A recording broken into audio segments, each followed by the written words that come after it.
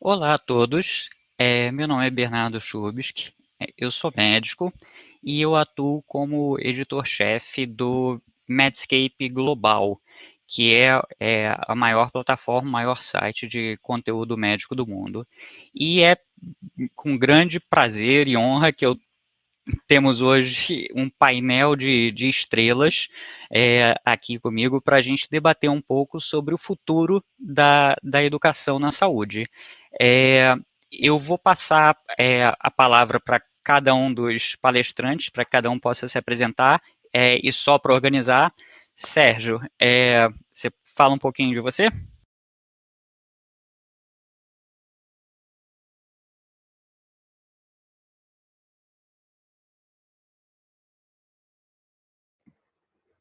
Acho que está no mudo, Sérgio.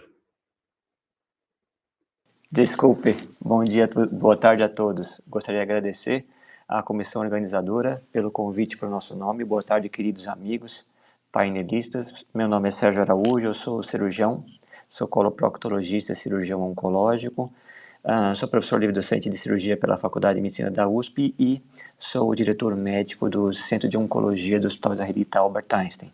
É um prazer aqui poder estar com vocês e falar sobre realidade e futuro da saúde. Educação e saúde, perdão. Maravilha. Luiz Ferla, conta um pouquinho pra gente quem é você. Ok, boa tarde a todos. Aí, um prazer estar com vocês nessa conversa aí sobre educação e o futuro da saúde, super importantíssimo. Eu sou o fundador e o CEO do DOT Digital Group, que é um grupo de empresas que trabalham em educação à distância, em EdTech. Nós estamos há 25 anos trabalhando nesse mercado, somos uma das pioneiras do Brasil nisso, e já por nós foram capacitados aí já mais de 10 milhões de pessoas ao longo desses anos, né? Tecnologia e educação é o nosso mundo, é o nosso negócio. Maravilha. Maurício, sua vez. Você pode dizer para a gente, dentro da infinidade de coisas que você faz, um resuminho? Muito boa tarde a todos e todas. Sérgio, Ferla, Bernardo, boa tarde para cada um de vocês, para vocês que nos assistem. Primeiramente, agradeço o convite por estar aqui. É uma honra, um prazer imenso poder compartilhar de um tema que eu tanto estudo e aprofundo meus conhecimentos na área da educação, voltada à saúde.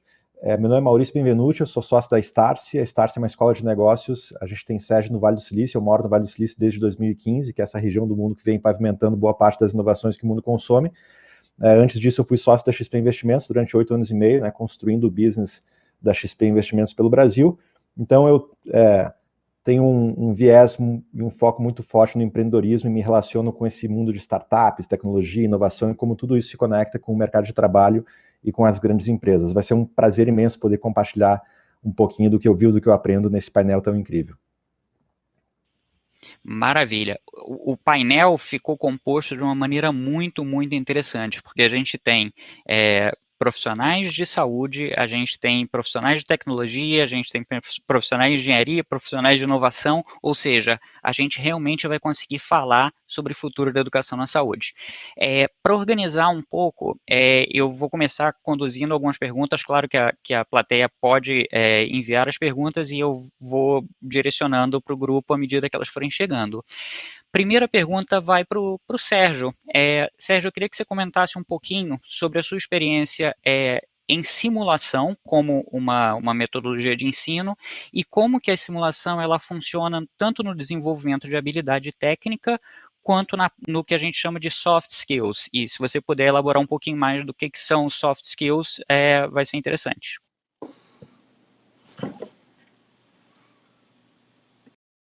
Sem dúvida, Bernardo, obrigado pela pergunta. O uso da simulação em saúde não é novo, mas ele é fundamental. Existem vários tipos de simuladores, né? Existem simuladores que transferem competências técnicas, por exemplo, cirurgias, procedimentos, E existem simuladores que transmitem rotinas de atendimento, fluxo de paciente. Por fim, existem os simuladores também que transmitem habilidades não técnicas, que você chamou, né, Bernardo, de soft skills. Você prefere chamar de soft skills como nós já conversamos. Isso é muito importante porque as habilidades não técnicas não diferem das habilidades técnicas. E embora seja muito difícil medir habilidades não técnicas, quais sejam liderança, assertividade, capacidade de trabalho em equipe, progressão de um fluxo de condutas, sobretudo, por exemplo, numa urgência médica, no interior de uma sala cirúrgica, é bastante importante. Bom, nós temos simuladores para tudo isso, né? Eu trabalho no Hospital Israelita Albert Einstein, não diretamente envolvido na área de educação, mas eu venho do Hospital das Clínicas de São Paulo, onde eu fiquei 20 anos ensinando médicos residentes. E aí, aqui no Einstein, em paralelo com a minha atividade clínica, né, eu sou cirurgião, e com a minha atividade de gestão, eu sou o gestor da oncologia do Einstein, nós participamos de atividades de ensino. E sim, nós usamos simuladores. Antigamente, quando eu me formei, simuladores eram, por exemplo, na área de anatomia, cadáveres, né? Hoje é mais difícil.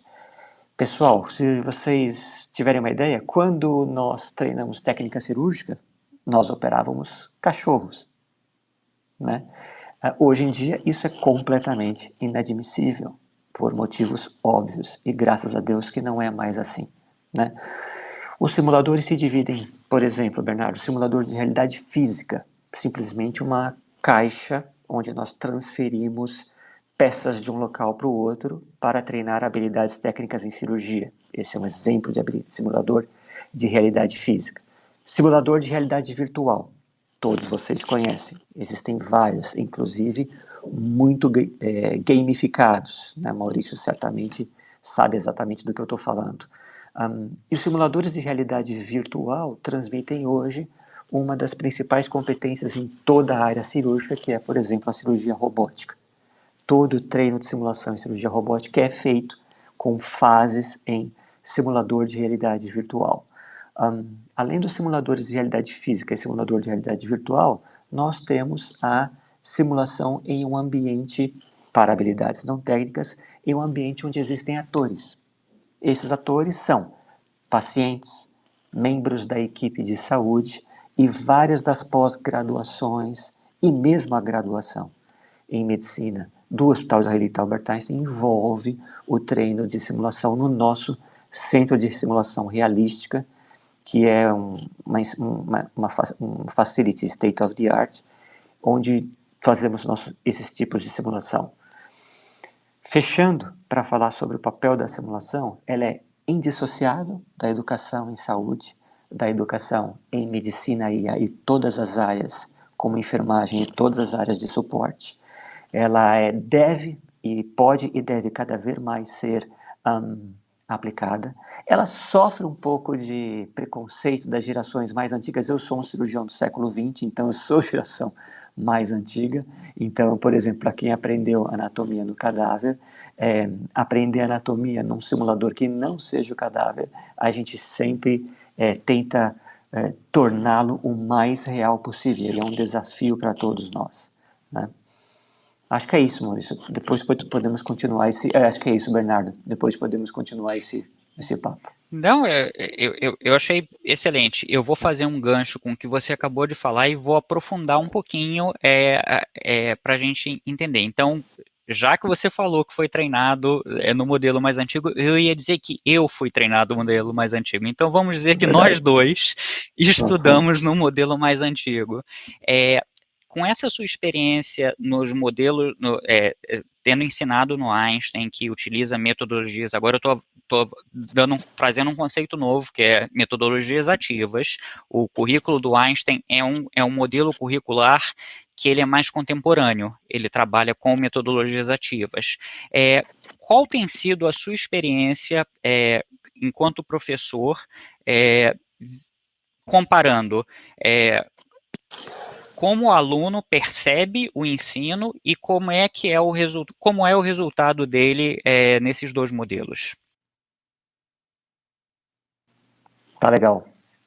Aqui no Einstein, o responsável pela educação é o Dr. Alexander Rothhausen, ele é um médico cardiologista, né?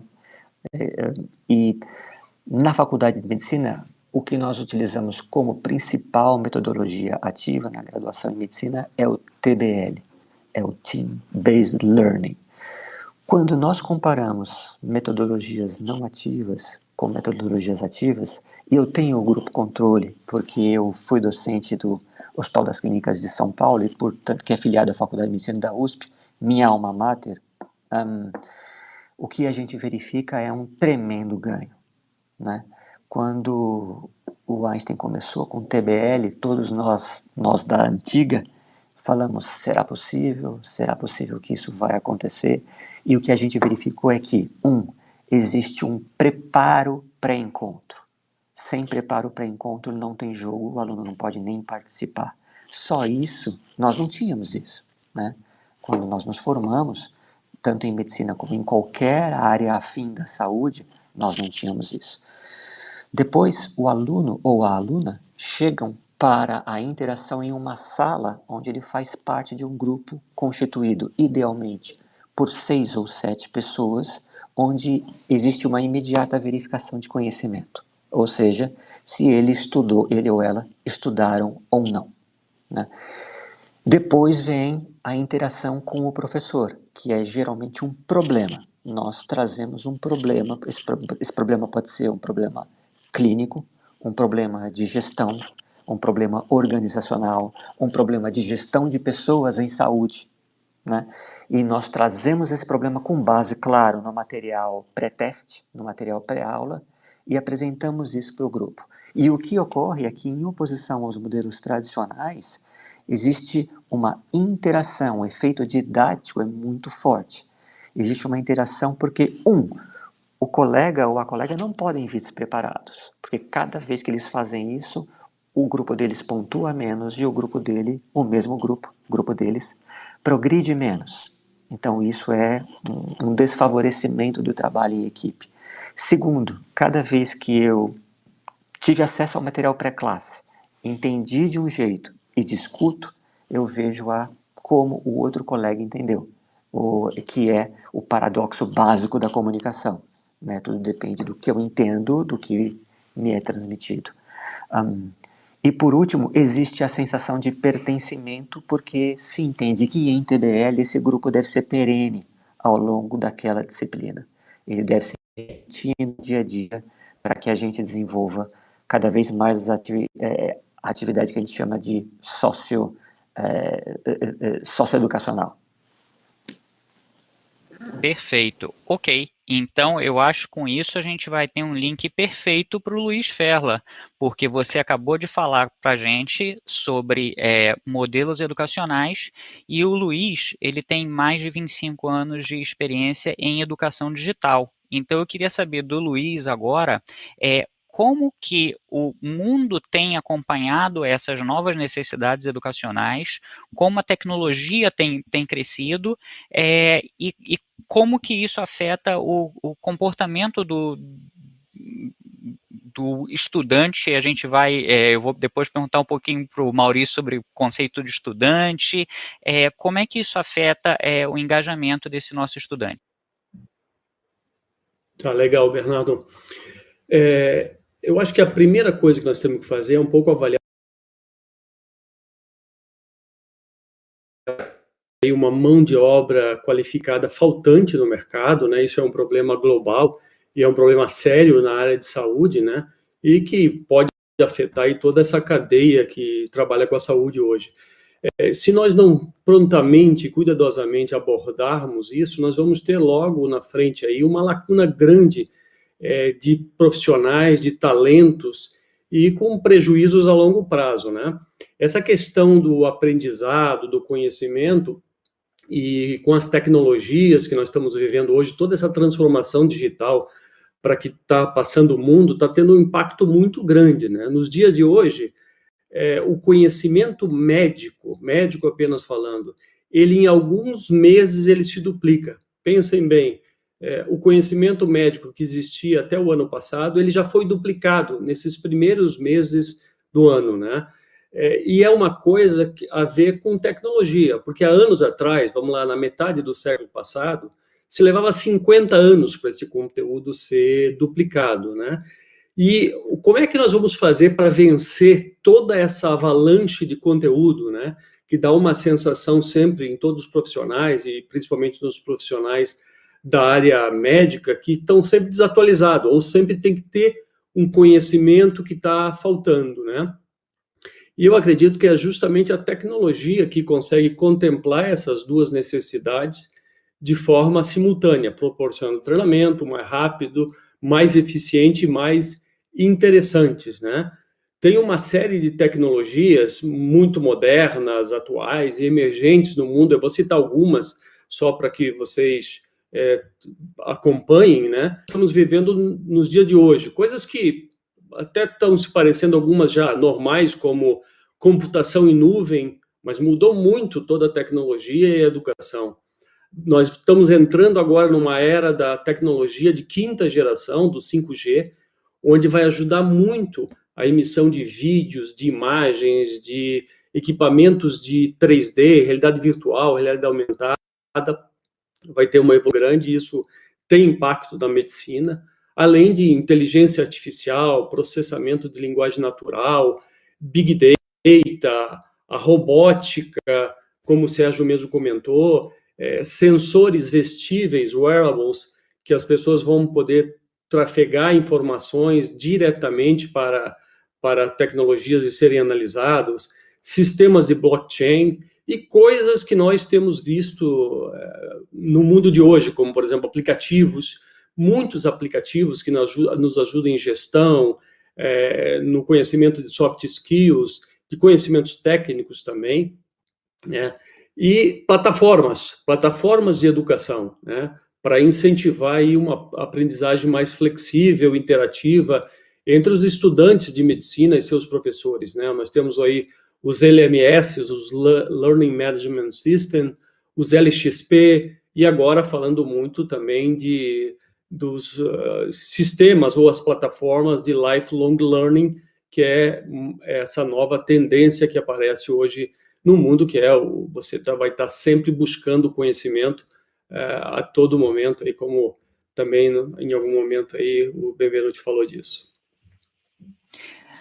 É quase assustador quando você coloca a quantidade de informação que os profissionais de saúde precisam ser submetidos e como que eles podem se manter atualizados. Você citou o conceito do lifelong learner. Como o profissional de saúde pode encarar esse paradigma? Ferla, você pode começar respondendo e, Maurício, você pode ficar à vontade também para acrescentar também um pouquinho sobre essa ideia do eterno estudante. Bem, Bernardo, eu acho que essa questão do lifelong learning, ou aprendizado ao longo da vida, é uma das competências mais significativas que todas as pessoas têm que possuir hoje, nesses dias de tecnologia, de revolução, transformação digital, né? Porque, logicamente, ela oferece aos indivíduos, a todos nós, a oportunidade de nos mantermos sempre com conhecimento atualizado, aprender novas habilidades e buscar aí uma ampla variedade de interesses, né? A área de saúde, claro, é um campo aí de prática de constante mudança, com avanços na medicina, nas fontes de evidências, nas opções de tratamento, novos medicamentos surgem a todo momento, regulamentações governamentais que mudam, né? Então, e modelos de atendimento aí em constante mudança, né? Então, eu diria que essa aprendizagem ao longo da vida, o lifelong learning, na área de saúde não é uma opção, ela é uma necessidade, é necessário que todos os profissionais da saúde sempre se permaneçam relevantes e continuem a fornecer o atendimento seguro e eficaz ao paciente sempre, né? Todas as áreas hoje, isso é fundamental. Na área de saúde, não tem como você não ser um lifelong learner. Maurício, que você tem para... Não, acho que a Ferla comentou muito bem, e a Deloitte Insights, que é uma divisão da consultoria Deloitte, que produz dados e pesquisas, ela divulgou recentemente que a meia-vida de uma competência profissional hoje, ela é de 5 anos, aproximadamente. Então, o que a gente está falando com isso? Que acho que os exemplos que o Sérgio comentou aqui, né, desde a época em que ele se formou, né, na graduação em medicina até hoje, o quanto, né, foi muito bacana, Sérgio, ver essa evolução. Então, só na fala do Sérgio já se vê o quanto evoluiu, né, nesse espaço de tempo, né, a atuação do profissional na área da saúde. Então, se hoje a meia-vida de uma competência é de 5 anos, tudo que a gente está aprendendo em 2021, em 2026 vai perder metade do seu valor no mercado, e eu, enquanto profissional, para me manter na vanguarda do que eu faço, eu vou ter que buscar conhecimentos novos. E como o Ferla falou muito bem, isso não é restrito aos profissionais da saúde, a gente está falando aqui porque o foco é saúde, mas isso hoje é para um educador, para um profissional da área legal, para um advogado, advogada, contador, contadora, para um profissional liberal. O mundo, ele, querendo a gente gostar ou não, concordar ou não, mas a tecnologia está cada vez mais fazendo parte das nossas vidas. Saiu um estudo da McKinsey em 2016, ela estudou no mercado americano quantas horas foram trabalhadas em certos empregos que exigem certas habilidades nos Estados Unidos, Bernardo, e projetou quantas horas vão ser trabalhadas nesses mesmos empregos em 2030, daqui 9 anos. E basicamente o resultado dessa pesquisa foi que os empregos que envolvem habilidades cognitivas básicas, que é basicamente aquele emprego que eu tenho que aprender, lembrar e executar algo repetidas vezes, e os empregos que envolvem habilidades físicas e manuais tendem a diminuir a demanda, em função de tudo que a gente está falando aqui, e em contrapartida tende a aumentar a demanda no mercado de trabalho por empregos que envolvem habilidades cognitivas chamadas pela pesquisa de alto nível, que não é simplesmente aprender, lembrar e executar algo repetidas vezes, mas é usar o senso crítico, a criatividade, a nossa capacidade de avaliação e resolução de problemas, tende a aumentar, bem como a demanda por empregos que envolvem habilidades sociais e emocionais e habilidades tecnológicas. Então, se esse estudo da McKinsey vai estar certo ou não, Bernardo, Ferla e Sérgio, isso o tempo vai dizer. Mas ele nos dá um tempero para onde caminha, né, o futuro das relações de trabalho.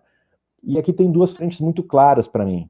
A primeira, essa exigência cada vez maior do mercado de trabalho por essas competências intrinsecamente humanas, que nos fazem essa espécie, competências emocionais, sociais, somos seres relacionais que convivemos em sociedade, a gente não é, né, Bernardo, um leopardo que vive na savana africana solitário e está tudo bem. Né? Nós somos seres sociais, então uma valorização cada vez maior desse tipo de competência que nos faz essa espécie, de um lado, e de outro, uma clara necessidade nos profissionais de hoje de desenvolverem o que eu chamo da consciência digital, que na minha visão é quase como a matemática desse século. Né? Assim como todos nós aqui, a gente teve que aprender a fazer contas, somar, diminuir, multiplicar e dividir para poder minimamente transitar no mercado de trabalho, hoje é imprescindível minimamente eu compreender como é que o online pode potencializar o offline, como é que o digital pode potencializar o analógico. O Sérgio aqui deu inúmeros exemplos de como a tecnologia pode potencializar o estudo e o trabalho do profissional na área da saúde, o Ferla também. Mas eu não preciso ser um especialista, mas minimamente hoje em dia, Bernardo, eu tenho que compreender como que esse universo de possibilidades que estão cada vez mais disponíveis e acessíveis aos profissionais ao redor, como é que eu posso utilizá-las para potencializar minha profissão, meu emprego, meu negócio. Então, essa exigência das competências intrinsecamente humanas e essa exigência cada vez maior do que eu chamo da consciência digital, certamente vão pavimentar a construção das carreiras de sucesso daqui para frente. Maurício, eu acho bastante interessante porque a sua vivência no Vale do Silício, que é o ambiente, provavelmente um dos ambientes mais frenéticos em agilidade, desenvolvimento, criação de novas ideias, você traçou um paralelo entre o profissional de saúde e o profissional em geral. Tem diferença em relação à consciência digital, aprendizado digital entre esses dois, ou a gente está falando que todo mundo tem que estar eternamente estudando e se desenvolvendo, independente da área de atuação? A minha visão em relação a isso, Bernardo, hoje as mudanças elas são para todos. saindo um pouquinho aqui do foco, mas a gente tem visto o mercado de entretenimento ser transformado pelo Netflix, né, que rompeu a indústria de Hollywood. O Uber causando esse tumulto na indústria de transporte individual de passageiros. O Spotify na famosa Records Industry, na indústria da música. A Tesla, uma empresa de 17 anos que se torna a montadora de veículos mais valiosa do planeta, à frente de empresas que têm mais de 100 anos de história. E a gente poderia aqui citar mais inúmeras outras empresas que estão rompendo os setores tradicionais da economia com modelos de negócio diferentes. Então, estamos inseridos enquanto sociedade num momento talvez único de transformação, porque a gente não está falando aqui, como o Ferla muito bem comentou, de uma tecnologia ou de duas, mas é uma convergência tecnológica que está atingindo os profissionais ao mesmo tempo, né, IoT, 5G, a inteligência artificial, o Sérgio comentou sobre a realidade virtual, a realidade aumentada. Então são várias inovações desembarcando juntas e que exigem dos profissionais um novo entendimento. E como que eu insiro isso dentro da minha profissão, do meu trabalho? Então, eu fiz uma pós em UC Berkeley em 2016, que é uma universidade que fica junto com Stanford na região do Vale do Silício. Eu escutei dos próprios professores de Berkeley, que tem 150 anos de história, uma das mais renomadas universidades americanas. Não dá para nós, enquanto educadores, achar que o mundo todo está se transformando e inúmeros segmentos estão se transformando e a nossa educação não vai se transformar. Né? Vai se transformar, a gente não está imune a isso. Então, respondendo, Bernardo, na minha visão, essa necessidade de adaptação, ela não é exclusiva do profissional da saúde, mas é uma necessidade hoje de todos. Uma coisa... Por favor, Sim, Sérgio. não, eu queria complementar o que o Maurício falou, Bernardo. Você, Bernardo, você é o curador científico do conhecimento médico, aqui nessa mesa, tá bom? O Ferla e o Maurício são os doers, né? São os doers da educação médica, são muito mais especialistas do que eu. E eu estou meio na linha de frente. Aí eu queria lembrar uma coisa. O que eu queria lembrar é o seguinte, tudo aqui nós falamos em educação, mas tem uma pessoa na ponta final que é o paciente, né? E paciente está relacionado a resultado. Então eu queria trazer para a discussão o seguinte aspecto. Como Maurício e Ferla falaram muito de novas tecnologias, nós aqui na instituição onde eu trabalho, estamos muito envolvidos na aquisição de novas tecnologias e no treinamento e certificação dos profissionais de saúde em novas tecnologias. Quando isso ocorre, é evidente que o fabricante do medical device ou quem fabrica o pharma, ele é accountable pelo que acontece com o paciente e pelo também, assim como o profissional de saúde, assim como o prestador, assim como a operadora, todos esses são accountables pelos resultados que acontecem com os pacientes. E isso faz com que não somente o olhar do auxiliar de enfermagem, do psicólogo, do nutrólogo, nutricionista, do médico, da enfermeira, se desenvolvam para as plataformas de ensino, mas também os das empresas de medical device e de pharma. Eu também sou consultor da Academia Esculap, que a Academia Esculap em conjunção com a B. Braun, é fabricante de medical devices na Alemanha. E existe uma enorme preocupação também por parte desses players, já que vocês são os doers e o Bernardo é o curador do conhecimento científico, aí eu estou falando qualidade de segurança de uma nova intervenção, qualidade de segurança de uma nova medicação. Se isso não for aferido, e vai ser aferido por quem? Pelas sociedades de especialidade médicas, pela sociedade, pelo Corém, ou pelas sociedades das outras áreas de suporte às áreas de saúde, não, isso é muito devagar. Isto primeiro precisa ser aferido por quem fabricou o medical device ou quem desenvolveu o pharma. Isso é especialmente importante agora no que nós estamos vivendo sobre as vacinas. Eu sou absolutamente incompetente para dar um comentário nesse sentido, mas era essa lembrança que eu queria trazer, Bernardo. Perfeito.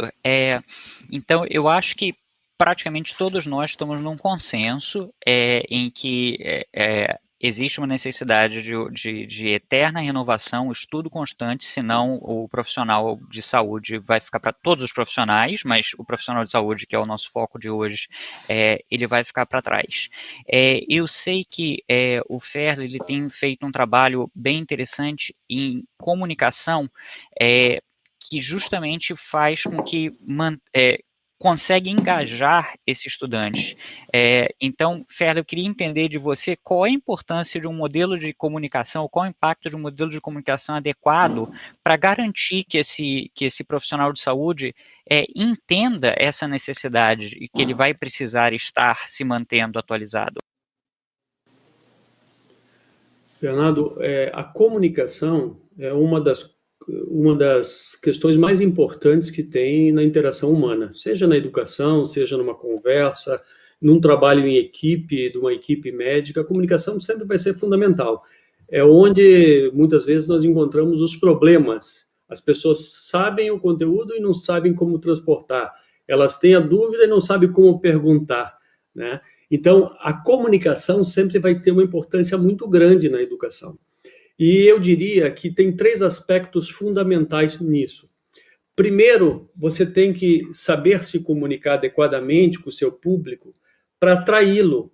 Hoje no mundo existem muitos conteúdos de tudo que é tipo e de tudo que é especialidade e, como disse o Sérgio, conteúdos muitas vezes que não são aferidos, que não foram testados, ou até conteúdos pouco relevantes, né? E tem muita coisa boa aí pelo mundo, né? Então, a primeira coisa que nós temos que saber distinguir é o que tem de conteúdos bons auferidos, de boas instituições, de boas fontes e atualizados, porque nesse mundo de tecnologia e nessa velocidade que eu disse da transformação do conhecimento, que eu falei no início, conteúdos muitas vezes na área de medicina escritos em veículos muito relevantes de 2 a 3 anos já estão completamente desatualizados, não valem mais, né? Então, o importante é você saber, primeiro, se comunicar com o setor de saúde, com os alunos, com os professores, aonde ele vai encontrar esse conteúdo adequado. A comunicação. Se não existe comunicação, você não vai saber aonde está esse conteúdo. Esse é o primeiro aspecto. O segundo aspecto é, após você estar nesse conteúdo, tem que ter uma comunicação de engajamento. Então, a instituição tem que falar com o aluno para mantê-lo engajado no conteúdo, utilizando, por exemplo, o Sérgio falou no início, gamification, para que ele, conforme ele vá passando no curso, naquele conteúdo, ele vá ganhando mérito, ele vai ganhando uma premiação, ele vai se sentindo estimulado, medido pelo seu conhecimento, mas estimulado a continuar a reter aquele conhecimento, né? Então, esse é o segundo aspecto. E o terceiro, você tem que saber também fazer uma comunicação com todo o setor para que esse conteúdo seja também disseminado, né? A importância do conteúdo não é só você reter, é como é que você transmite isso para frente, né? Então, eu acho que tem que haver uma comunicação de atração para o conteúdo correto, uma comunicação de engajamento para fazer com que ele tenha esse conteúdo e adquira ele, e uma comunicação para que ele transmita, né? Nós vivemos o mundo da tecnologia, da internet. É fácil, né? Você ter um conhecimento, passar o link, passar um WhatsApp, passar mensagem para alguém. Olha que interessante. Então, no setor de saúde, isso é fundamental. A comunicação para que o conteúdo seja adquirido, absorvido e rapidamente repassado para toda a comunidade. Eu acho que isso é comunicação educacional. Perfeito. Maurício, uma das coisas...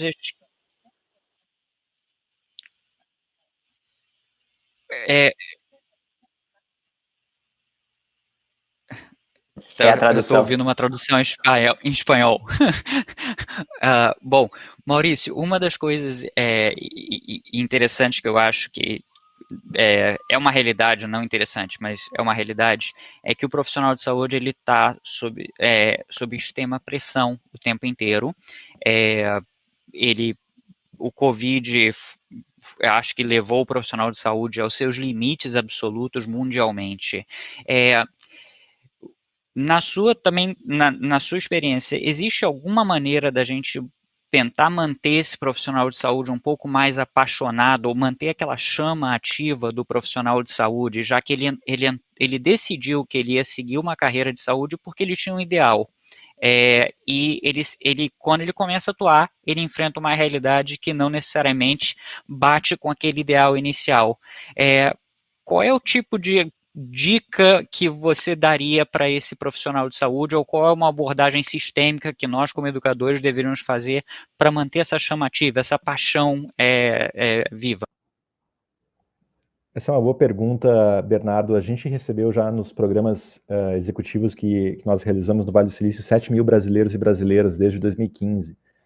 De empreendedores, profissionais autônomos, médicos, líderes de grandes empresas, governadores de estados. Já recebemos 2 governadores de 2 estados brasileiros. Então, a gente tem 7 mil pessoas que representam diversos segmentos da nossa economia.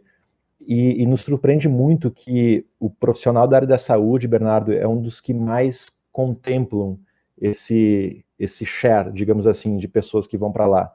Tanto é que a gente criou um programa focado só na área da saúde. Então, o que isso me diz? Qual é o resultado dessa análise? Para mim, isso deixa claro assim, a veia e o instinto do profissional da saúde por buscar mais, por querer mais, por buscar realmente, assim, será que existe algo a mais que eu possa fazer pela minha profissão para aprimorar, como o Sérgio muito bem colocou, para eu gerar mais resultados para os meus clientes, para os meus pacientes.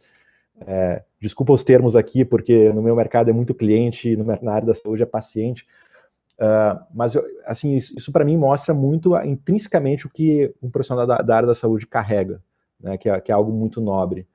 E pegando o que o Sérgio falou, e eu trazendo para o meu mercado, que é o mercado da educação, esse parênteses que ele muito bem trouxe, essa mesma dor, Sérgio, a gente também tem exatamente no mercado da educação. Eu acredito que também seja um contexto de outros mercados, mas o resultado, ele é o que dita, qual benefício você vai entregar daquela nova tecnologia que você vai implementar. A gente estuda inúmeras startups do mundo todo para acoplar ela nos nossos modelos educacionais, e o fato tem muita espuma.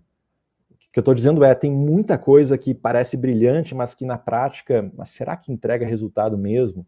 Vou dar uma estatística que no Vale do Silício, para cada 10 startups que nascem, ou seja, para cada 10 negócios novos que usam muita tecnologia para entregar a sua solução, de cada 10, 9 ficam pelo caminho.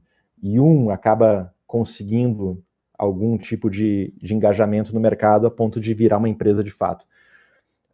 Então, esse ponto que o Sérgio trouxe faz muito sentido, é muito pertinente, porque a busca por tecnologias que de fato entreguem resultados e melhorem em algum aspecto a relação médico-paciente, isso tem que ser uma preocupação constante, é a preocupação que eu tenho dentro da minha vida, que é o setor educacional, e que eu busco justamente colocar uma lupa para encontrar soluções que realmente elevem o resultado entregue para o consumidor final. O modelo, ele mudou profundamente. A gente teve, logicamente, a gente precisou se adaptar. Uma das coisas que me angustia ou me faz pensar o tempo inteiro o que faltou na minha formação acadêmica foi eu nunca recebi uma aula de como aprender. Então, esse foi um ponto, e a gente tem hoje diversos artigos sobre evidence-based learning, com várias metodologias que trabalham com memorização espaçada, spaced recall, a construção de knowledge database, que são bancos de dados pessoais, ou seja, ao invés de nós sermos, como infelizmente a gente acabou, muitas pessoas foram treinadas de sermos copiadores de aula, começarmos a digerir esse conteúdo e produzir conteúdo que é relevante para nós. Então, isso é o que a gente chama de base de knowledge database. Eu não sei exatamente se tem uma tradução para português. A gente tem alguma coisa hoje que a gente poderia, de maneira prática, passar para o profissional de saúde como que ele pode começar a construir essa base de dados de conhecimento dele, como é que ele pode se tornar melhor e mais ágil? Estou abrindo para o painel.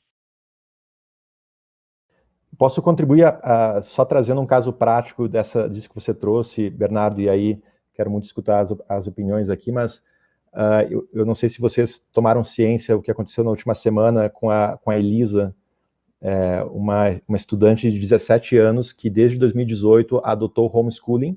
Ela mora em Sorocaba e ela passou em 5º lugar no vestibular de engenharia na USP. E a justiça barrou ela fazer o curso porque ela não tem o diploma de ensino médio. Eu conversei com a Elisa e a menina, ela é um talento, assim, é um talento. E o que você falou, Bernardo, ela foi atrás, em 2018, ela começou a identificar que eu acho que se eu aprender por conta própria, o meu método pode ser mais eficaz que o da minha escola. Olha só. E ela disse, eu vou adotar o homeschooling. Mesmo sabendo que no Brasil ele não é legalizado. E ela pesquisou, criou um método de estudo, assim, 6 horas por dia, ela mostrou, assim, e passou em 5º lugar. Então, acho que isso que você trouxe, Bernardo, é um ponto que na sociedade brasileira a gente tende a cada vez mais discutir isso. Assim, como que a educação ela pode ser cada vez mais um instrumento de formação de autodidatas, né? Assim, a gente está falando aqui de lifelong learning. Assim, você aprender para a vida toda. Teoricamente, a gente está falando aqui que todo mundo vai ter que ser um pouquinho autodidata, porque a tecnologia permite que a gente, com o celular nas mãos, possa absorver conhecimento. Então, eu só coloquei essa cereja no bolo, porque foi um caso emblemático que me chamou muita atenção. Inclusive, a gente conversou com a Elisa e está tentando ajudar da melhor forma. Eu acredito, dentro desse ponto, tem 2 coisas fundamentais, né? Eu acho que o primeiro é cada vez mais, e na área de medicina isso está acontecendo, cada vez a gente vai ter mais uma educação baseada em competências. Você tem que ter o conteúdo teórico, tem que absorver tudo isso, mas você tem que ter um aprendizado que te coloque na prática daquilo, né? Então, eu acho que esse conteúdo baseado em competência, cada vez nós vamos ter mais. E ainda mais com tanta proficiência, com tanta especificidade, com tanta profundidade que as coisas são hoje, você vai ter que buscar uma área e ser profundo conhecedor e ir buscando por conta própria aquele conteúdo, né? Todo profissional que exerce aí a medicina, a enfermagem, fisioterapeuta, o que seja, fez uma graduação. Isso é base, né? Hoje o mercado está regulado dessa forma, é o pré-requisito. Então vamos ter isso. Mas depois disso, cada um tem que buscar o seu conteúdo, a sua aprendizagem para a evolução, que precisa ser contínua, né? E muitas vezes, a partir daí, não se faz através de um diploma mais. É através da busca de competência, né? Então, o profissional tem que saber dizer, eu quero ser isso, eu vou buscar esse conhecimento, ou eu quero, não estou muito bem nessa aplicação, nesse conteúdo aqui, nessa competência, onde eu vou buscá-la? E pontualmente buscá-la. Isso não precisa ser um curso, não precisa ser uma pós-graduação, não precisa ser uma especialização, pode ser um curso de 20 horas, onde ele vai buscar aquilo rapidamente, absorver e aplicar no seu trabalho na prática, né? Nisso hoje estão se falando muito, nós temos trabalhado muito, o Maurício me mostrou aí o smartphone, todo mundo tem esse aparelho é o aparelho da conexão, onde 70% dos brasileiros acessam a internet, né? Então, esse é um aparelho, por exemplo, que a gente pode trabalhar muito microlearning, que é um conceito muito atualizado de aprendizagem de pequenos conteúdos, né? Então, é um microaprendizado no setor de saúde que serve para todos, para o médico, para o enfermeiro, para os funcionários, para reforçar conteúdos específicos. Pensem agora, por exemplo, quanto conteúdo esses profissionais precisavam ter agora no momento de pandemia. Um momento crítico, em que os protocolos, os medicamentos,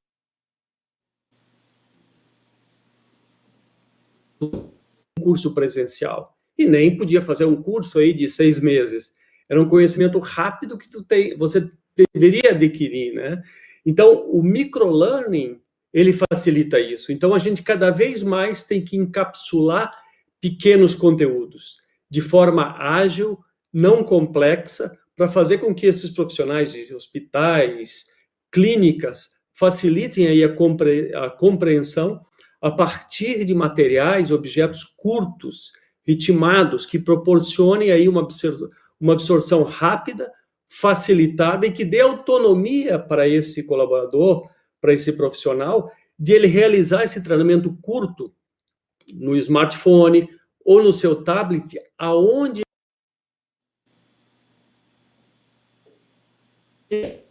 fazendo no hospital, o que seja, né? Então, e quando a gente fala de conteúdos curtos, às vezes as pessoas pensam, não, mas isso serve para soft skills. Não, serve para muitas áreas, né? Até uma habilidade técnica você pode melhorar ela pontualmente. Mas, claro, ele vai estar muito aí ligado a questões de conformidade, práticas de higiene, protocolos de segurança, habilidades comportamentais, sociais, regras internas da instituição, gestão. Tem uma série de conteúdos que você tem que aprender. São coisas que fazem parte do teu dia a dia e não é uma especialização, não é mais uma graduação, é um conteúdo curto. Então, isso é uma nova maneira que nós, profissionais, temos que ver. É um mundo que agora se exige e você vive de microconteúdos que você tem que absorver de forma pragmática para adquirir uma competência. Na prática, Bernardo, vou falar 2 minutos. Na prática, ouvindo vocês, primeiro, quando você perguntou, a minha resposta ia ser Medscape. A primeira resposta ia ser Medscape. Você sabe que, sei lá, você deve saber, mas eu não sei. Quantos leitores de Medscape não são profissionais de saúde? Essa é uma dúvida que eu tinha. Aí depois veio o que o Ferla falou sobre a velocidade de crescimento do conhecimento em saúde, né? Ele dobra a cada 2 anos. Então, a graduação, a pós-graduação, lato sensu estrito, ela de pouco serve para a maioria da massa de trabalhadores em saúde, dos profissionais de saúde, né? Então, a renovação ou a avaliação por competências, ela precisa ocorrer dentro da empresa do profissional, né? Através da trilha, né? Aqui, onde nós trabalhamos, existe uma trilha. A quantidade de horas de treinamento não vou dizer sufocante, porque não seria legal dizer sufocante, mas ela é muito alta, ela é baseada em competências, você só passa para um próximo estágio se tiver preenchido o anterior. Engraçado que a primeira vez que eu vi isso foi lendo sobre a Khan Academy, né, que não tem nada a ver com a minha especialidade. E outra coisa importante é que o tripé da saúde é feito, né, pelos prestadores, pelas operadoras e pela indústria, né? Em todos esses é necessário que haja avaliação de competências e trilhas que são institucionais, né? E quem valida isso? As certificações, as acreditações que estas empresas têm, quer seja ela uma empresa de educação, quer seja ela uma empresa de saúde, e dentro da saúde, quer seja ela um prestador, uma indústria de medical device ou pharma, ou uma operadora de saúde. Então, acho que cada vez mais, de novo, os especialistas em educação, como vocês, precisam se aproximar também das empresas de certificação, que são internacionais, né, como a Joint Commission. Perfeito. Bernardo, só para colaborar aqui... Se me permite... eu queria agregar uma coisa que o Sérgio falou, que é importante, e para a gente saber que nesse mundo, estamos falando de tecnologia, mas tecnologia é veículo, é o meio que você leva esse conteúdo, device, realidade aumentada, as tecnologias, isso, mas sempre o fundamental e o prioritário é o conteúdo, como disse o Sérgio, e conteúdo tem que vir de especialista, e procurar sempre, quando você bota um conteúdo numa tecnologia, ele tem que ser certificado, tem que ser validado pelos especialistas, né? Vou citar, por exemplo, um exemplo para vocês que nós fizemos aqui com o INCOR. Nós fizemos um game de massagem cardíaca para atendimento emergencial e alguns cursos online. Todos eles tinham que seguir o protocolo de Manchester, de classificação de urgência de atendimento médico.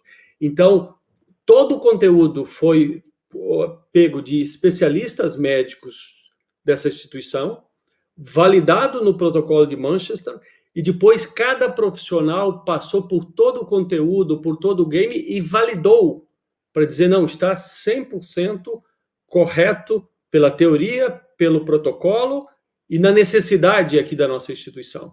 Então, o conteúdo é importante e ele sempre tem que ser validado pelos profissionais. Né?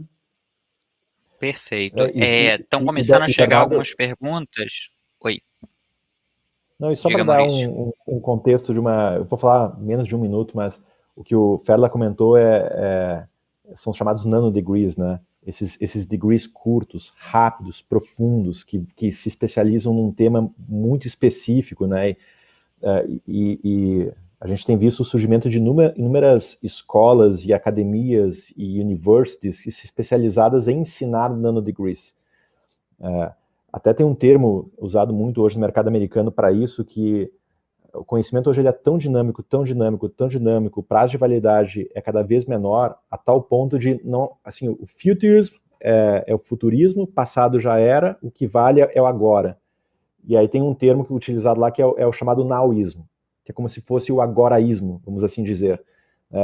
O conhecimento ele é tão perecível, ele é tão dinâmico, quando você estuda um conhecimento, um conteúdo, se especializa, já surge outro, que é o nowismo, ele acaba sendo um imperativo no contexto profissional, e aí os nanodegrees, eles são a ferramenta que atua justamente de forma, né, cirúrgica, naquele ponto, naquela competência e naquela habilidade que o profissional precisa. Ou seja, o conteúdo, o conhecimento, ele vai chegar de formatos, de maneiras diferentes, em momentos diferentes, ele vai ser consumido em momentos diferentes. Vocês citaram podcast, vocês citaram textos mais longos, simulação. O que eu acho o que precisa conectar tudo isso? Muitas coisas conectam tudo isso. Então eu vou fazer uma provocação, já que é o futuro da educação, eu vou pegar um autor de 1960 que criou um modelo chamado, desculpa meu alemão, o Zettelkasten, que é uma maneira de criar notas. Então ele foi um sociólogo alemão que criou uma metodologia em que ele anotava somente o que era relevante de todos os lugares que ele captava conhecimento. Então ele lia um artigo, ele captava aquela nota e ele botava numa caixinha. Esse modelo ele ficou parado durante algumas décadas e agora a tecnologia permitiu que esse modelo avançasse muito, porque ninguém precisa mais carregar o arquivo de notas com ele.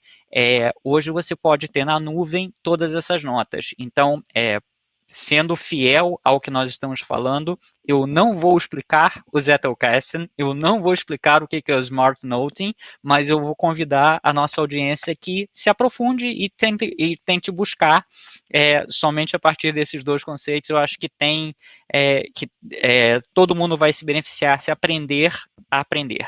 Eu vou passar para o grupo uma pergunta que chegou agora, que foi, a Covid mostrou que um dos grandes problemas da saúde foi a falta de capacitação profissional suficiente. Como é que a gente consegue demonstrar na prática o quanto houve de desperdício de dinheiro, dinheiro é uma parte, mas principalmente de vidas, por falta da qualidade na assistência, e como a gente conseguiria convencer o setor corporativo a investir mais em educação? Tem maneira para a gente fazer isso, gente?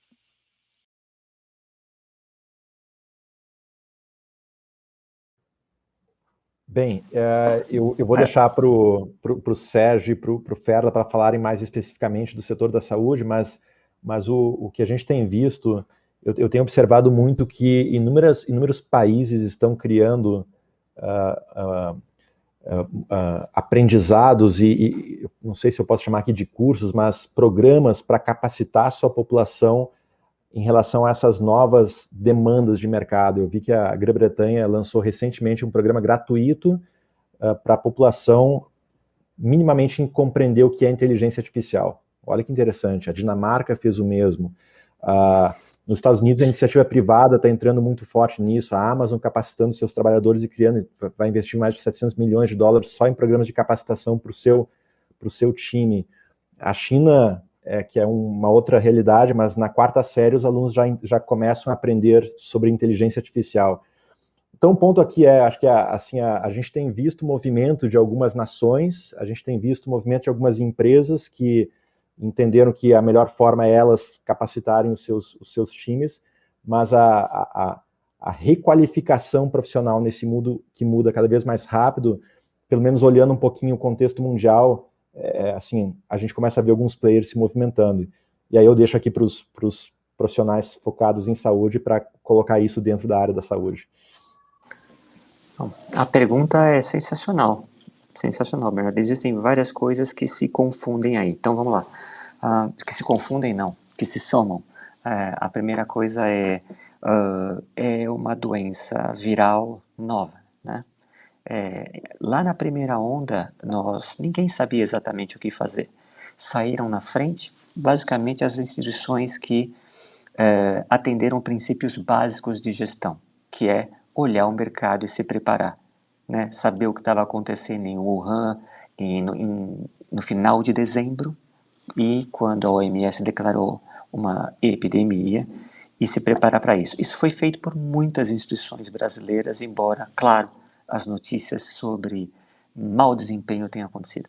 A segunda coisa é que as competências que são necessárias para, na minha opinião, né, para lidar com uma doença infectocontagiosa respiratória, elas são bem conhecidas de todos os profissionais de saúde. O que ocorreu é o que o Ferla falou, na minha opinião, a variável nova que a gente via nos comitês aqui no hospital. Uma quantidade infinita, estúpida de informações chegando de um jeito desordenado e que atrapalharam o cuidado.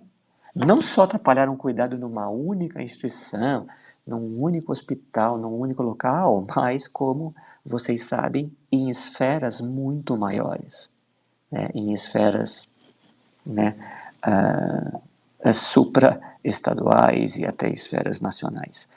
Então, a chegada da informação foi difícil. O segundo aspecto importante é como, que a gente viu, né, foi como se preparar para o volume de infectados. Como tratar o volume de infectados. Novamente, o que está na base? O que está na base disso? Modelos de predição em saúde, que são basicamente transmitidos para os profissionais de economia de saúde por ferramentas educacionais. E isso precisou ser feito em instituição que não tinham departamentos de economia da saúde bem desenvolvidos. Então, precisou ser feito de uma forma muito rápida, nova oportunidade para a educação, né? Sobre os desfechos de pacientes é muito complicado falar, né? Porque aí são muitas variáveis incluídas, os desfechos ruins e bons que aconteceram com os pacientes, né? Envolve sistema de saúde, saúde suplementar, saúde pública, tamanho da população atendida, procura, isso foge à pergunta. A pergunta é espetacular. Como prevenir, como melhorar o desempenho? Sem dúvida, através de educação em saúde. E isso mostrou um shortage, né? Um shortage de profissionais de saúde. Isso revitalizou as terapias intensivas, revitalizou o modelo hospitalocêntrico de atendimento em saúde, né? Porque a gente fala muito de atenção primária, que é absolutamente fundamental e que o brasileiro não tem mesmo, né? Mas nós também não tínhamos terapia intensiva. Os hospitais de campanha, que foram muito criticados, meu Deus, quantas vidas salvaram. Houve exageros, lógico que houve exageros, né? Mas são ferramentas que têm base educacional, as competências são transmitidas de uma forma, uma interação entre um professor e um aluno, né? que são necessárias para convencer as pessoas envolvidas no processo decisório, e acho que isso aconteceu de uma forma muito boa. E volto a enfatizar a necessidade sempre da educação estar presente, porque você pode ter o melhor egresso do curso de graduação em enfermagem, do técnico em enfermagem, do médico, mas ele precisa ser rapidamente treinado no atendimento de uma doença nova, infectocontagiosa, que não estava escrita em lugar nenhum. E o segundo ponto eu já falei, é o conflito, como o Ferla já falou várias vezes, o conflito de validação da informação científica. Agora, só complementando aí, por favor, rapidamente só, o Sérgio acho que falou muito bem, mas a única forma de evolução que nós temos do setor da saúde, de profissionais, de instituições, de países, a única forma de evolução é através da educação. Não existe outra. A alavanca de qualquer pessoa ou qualquer instituição é a educação. Nós só vamos conseguir melhorar tudo isso com a educação. Quer dizer, a educação é que te dá conhecimento, que te dá produtividade, que te dá assertividade e que te dá competitividade de um país. Então, é a única forma que nós temos. Cada vez mais nós temos que investir mais e ainda mais usando todas essas facilidades que nós temos hoje de tecnologia. Você não necessariamente precisa estar num grande centro de excelência nacional ou internacional para ter a melhor educação. Você pode obter um grau online, ou como a gente falou, de nanodegrees, o Maurício falou, de microlearning. Então, o conteúdo está aí. Nós precisamos acelerar e ter investimentos e que todos olhem. O único caminho para nós sermos uma grande nação ou para nós sermos grandes profissionais é através da educação, né? Sim. Deixa eu só colocar um contexto para... Eu acho que ele acabou, ele mostrou exatamente isso que a gente falou durante toda essa discussão, em como a informação ela fica velha, rápida. Então, nós no Medscape fizemos a cobertura do Covid desde o início. Então, para quem não conhece o Medscape, é uma empresa de 30 anos, que condensa todo o conhecimento. A gente recebe todos os papers do mundo, provavelmente não todos, mas a gente recebe a maioria dos papers, e temos uma equipe editorial gigantesca, advisors nas sociedades científicas, e nós submetíamos esses papers e fazíamos a curadoria. E as informações elas foram mudando ao longo do tempo. O que nós observamos de verdade, e eu não tenho mais do que... É um conhecimento muito anedótico, no meu caso, mas a gente observou, às vezes, a informação mais atual que nós tínhamos no momento sobre o Covid era aquela. Então, nossa obrigação como veículo era publicar aquela informação. Alguns dias depois, algumas semanas depois, a gente tinha uma informação que era atualizada. A gente avisava que a informação foi atualizada. O gap que eu, como editor-chefe de uma plataforma global, senti foi que algumas informações que já estavam desatualizadas, eu não conseguia, como editor, fazer com que o profissional da ponta entendesse essa informação que ela era atualizada naquele momento, ela já não é mais atualizada hoje. E isso eu sei que existem canais que a gente não controla. Eu vou citar um canal, porque ele é bem característico do Brasil, que é o WhatsApp. Então, às vezes, algo que foi verdade em algum momento, e a gente falou sobre isso, curadoria, verificação de fonte, talvez aquele conteúdo, ele pode não ser verdadeiro, porque a fonte não é boa, ou 2, ele foi verdadeiro, mas ele foi verdadeiro em janeiro de 2020. Ele já não era mais verdadeiro em junho de 2020. Só que, por algum motivo, aquele conteúdo, de repente, explode e as pessoas começam a divulgar aquele conteúdo. Então, isso é uma realidade que a gente... não sei se a gente tem solução imediata para isso, mas é algo que acontece. E, desculpa, Maurício, eu cortei você. Não, eu ia fazer só porque escutando o Sérgio Ferla e agora você, eu lembrei de um artigo de Yale que eu li há algum tempo atrás que fazia uma reflexão sobre a educação. Estamos concordando aqui, né, que a educação é a base, né, para a evolução dos profissionais. E esse artigo ele fez uma reflexão muito boa sobre como será a educação talvez daqui 20 ou 30 anos, porque a gente tem um mundo que exige lifelong learners, porém o principal produto da educação é um produto chamado graduação, que tem início, meio e fim. Ou seja, um produto que tem início, meio e fim, num mundo que exige educação eterna. Existe um gap aí, um problema. E aí esse artigo ele fazia uma reflexão, visto que a necessidade hoje de se educar ela é eterna, a inferência que era feita no artigo era talvez em algum momento no médio e longo prazo, o produto graduação, que hoje tem início, meio e fim, talvez vai ser um produto eterno. E aí a nossa experiência com a universidade, que a gente vai lá e estuda 4 anos, 6 anos, 8 anos, dependendo do curso, e eu pago uma mensalidade durante esses 4, 6, 8 anos, talvez vai ser uma espécie de subscription, assinatura, onde eu entro na universidade com 17, 18 anos, com uma assinatura mensal, só que eu não vou viver um produto com início, meio e fim, mas eu vou fazer parte de um produto eterno. Onde eternamente vou ter aquela relação com a instituição de ensino. Por quê? Porque o mundo hoje exige que eu seja um eterno aprendiz. Então, é só uma reflexão que me veio aqui à mente, eu acho que encaixa perfeitamente com esse tópico que foi abordado aqui na pergunta.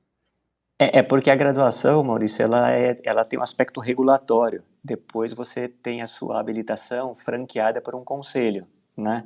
Talvez esse teu conceito precisasse ser disseminado junto ao Conselho Federal de Medicina, Federal de Enfermagem, tudo, porque você disse muito bem, a educação é eterna.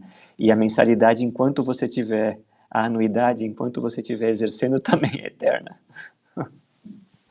E também volta porque você falou no início, né, Sérgio, na tua pergunta lá, tem que ter alguém que credencie, que certifique, que valide. Você tem o conhecimento, você tem a habilidade, pode fazer, né?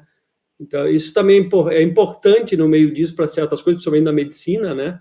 Precisa ter acreditação, precisa ter a chancela, que está tudo ok, né? Então, é um misto, vai continuar a educação tradicional, vai ter os nanodegrees, vai ter o lifelong learning, tudo isso é um composto que vai fazer a educação e nós vamos viver assim, né? Não vai ter uma solução única nunca teve. Já estou recebendo mensagem aqui que o tempo foi esgotado, a gente recebeu bastante elogios e foi ótimo. Eu queria agradecer a todos os palestrantes, eu acho que a gente conseguiu montar um painel que foi bem misto, a gente abordou milhares de coisas ao mesmo tempo e mostrou o quão complexo é esse assunto. Não sei se vocês têm alguma consideração final, apesar da gente já estar no tempo esgotado. Alguma mensagem final de cada um? Para mim foi maravilhoso estar aqui com vocês, foi uma alegria. Muito obrigado, um prazer, um grande prazer. Também só agradecer a vocês, a todo o pessoal do Quiz, da Colmeia, aí pelo excelente evento e parabéns a todos. E obrigado, Bernardo, pela ótima condução aí tua. Obrigado, e Bernardo. Sérgio e Maurício também aí pela companhia. Muito obrigado. Agradeço ao convite também, agradeço aqui a quem compôs essa mesa, tela, entre aspas. Eu acredito demais que o ser humano é a melhor escola. Eu aprendi demais aqui nessa 1 hora, foi incrível. E, mais uma vez, muito obrigado também a todos aqui que estiveram assistindo. Bernardo, obrigado também. Gente, obrigado a todos, foi incrível, realmente aprendi muito e essa conversa não termina aqui. Eu acho que tomara que tenha sido plantada uma semente e a gente possa prosseguir em mais discussões. Obrigado a todos. Tchau, tchau.